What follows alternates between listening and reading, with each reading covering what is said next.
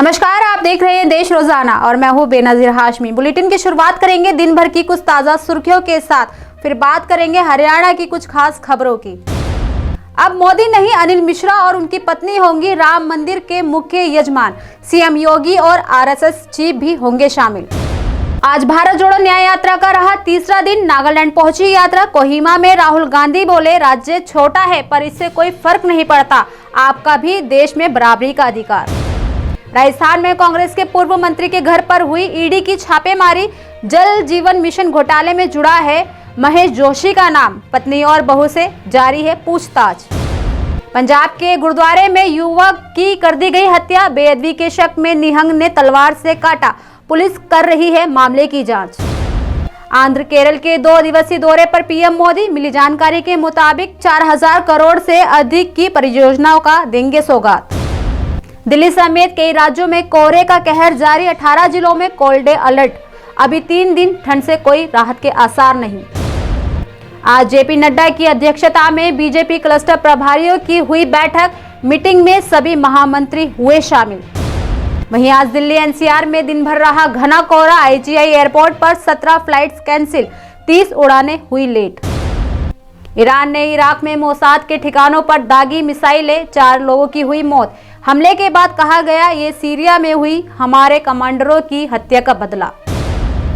सुर्खियों में छाए रहने वाले विवेक रामास्वामी ने दिया बड़ा बयान। कहा, नहीं लड़ेंगे अमेरिकी राष्ट्रपति का चुनाव। कहा, मेरे प्रेसिडेंट बनने का कोई रास्ता नहीं। फ्रांस में विदेशी इमामों की एंट्री पर लगा बैन। वहीं पहले से मौजूद इस्लामी धर्मगुरुओं को देश वापस भेजा गया। तो ये थी दिन भर की कुछ खास सुर्खियां। बात करते हैं हरियाणा की कुछ ताजा खबरों की। हरियाणा में ठंड का कहर लगातार जारी है। वहीं धुंध का असर लंबी दूरी की ट्रेनों पर भी पड़ रहा है और साथ ही अगर पाला जमने की स्थिति बनेगी तो सरसों को नुकसान होगा। वहीं प्रदेश में 20 जनवरी तक शुष्क मौसम रहने की संभावना है और कड़ाके की सर्दी का सितम अभी जारी रहेगा।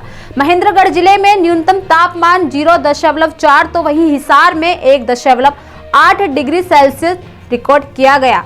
वहीं दिन भर घना कोहरा छाया रहा। वहीं बताते चले कि प्रदेश के सभी जिलों में न्यूनतम तापमान 4.9 डिग्री से कम ही रहा। मुख्यमंत्री मनोहर लाल ने सोमवार को पंचकुला में दीवार पर कमल का फूल बनाकर और उसमें रंग भरकर लोकसभा चुनाव के लिए शुरू होने वाले वॉल पेंटिंग अभियान की शुरुआत की। बता दें कि आने वाले दिनों में प्रदेश के सभी लोकसभा क्षेत्रों में इसी तरह से वॉल पेंटिंग की जाएगी। वहीं मनोहर लाल ने कहा कि लोकसभा चुनाव में भाजपा हरियाणा की 10 सीटों पर चुनाव लड़ेगी और जीत भी हासिल करेगी। साथ ही सीएम ने लोकसभा चुनाव के लिए एक बार फिर मोदी सरकार का नारा दिया है। मुख्यमंत्री ने कहा कि कहीं पर एक बार फिर से मोदी सरकार तो कहीं बार बार मोदी सरकार के नारे लिखे जाएंगे। मनोहर लाल ने कहा कि लोकसभा चुनाव में भाजपा हरियाणा की 10 सीटों पर चुनाव लड़ेगी और जीत दर्ज करेगी। राम मंदिर के प्राण प्रतिष्ठा के पूर्व संध्या पर शोभा यात्रा में सीएम होंगे मुख्य अतिथि। दरअसल अयोध्या में रामलला प्राण प्रतिष्ठा की पूर्व संध्या पर हरियाणा की औद्योगिक नगरी पानीपत में भव्य शोभा यात्रा निकाली जाएगी। शोभा यात्रा शहर के सामाजिक व धार्मिक संगठनों के सहयोग से निकाली जाएगी।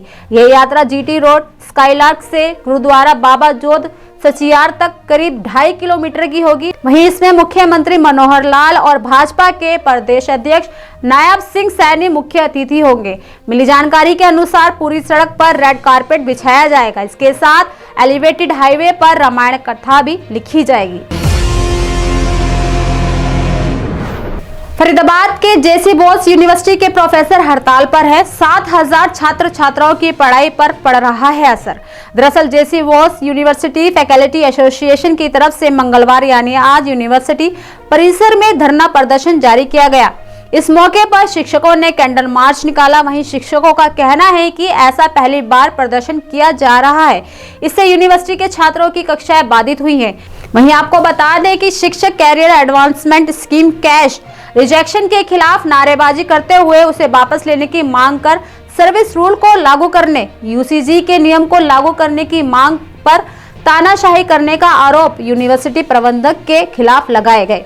वहीं टीचर्स का कहना है कि कैरियर एडवांसमेंट स्कीम यूजीसी की एक पदोन्नति की स्कीम है, इसमें आवेदन करने पर प्रमोशन मिलती है। वहीं साथ ही कहा यूनिवर्सिटी के सभी शिक्षक धरना प्रदर्शन में शामिल हैं।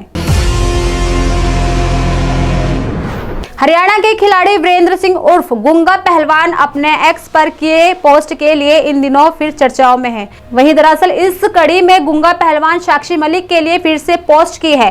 बता दें कि पहलवान ने साक्षी मलिक को फिर से खेलने के लिए प्रेरित किया। उन्होंने पूरी पोस्ट में लिखा है कि देश की बेटी और हमारी बहन साक्षी मलिक, मैं आपको एक बार फिर से खेलने के लिए प्रेरित करता हूँ।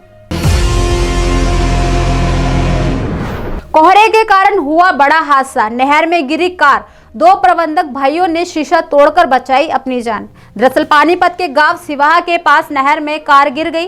कार में सवार 2 निजी कंपनियों के प्रबंधक भाइयों ने कार का पीछे का शीशा तोड़कर बाहर निकलकर अपनी जान बचाई। बता दें यह हादसा जीरो दृश्यता, नहर किनारे रिफ्लेक्टर, रेलिंग और कोई सूचकांक ना होने के कारण हुआ है। वहीं धुंध में कार सवारों को नहर दिखाई नहीं दी। जैसे ही कार चालक ने ब्रेक लगाए, कार फिसलते हुए नहर में जा गिरी। इन्होंने बाहर निकलकर डायल 112 पर कॉल करा और हादसे की सूचना दी। वहीं मौके पर पुलिस पहुंची और बड़ी मशक्कत के बाद पुलिस ने कार को नहर से बाहर निकाला।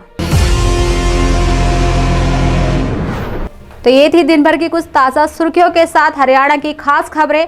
कल फिर होगी मुलाकात ऐसी ही कुछ खास खबरों के साथ। तब तक के लिए बने रहिए हमारे साथ और देखते रहिए देश रोजाना। नमस्कार।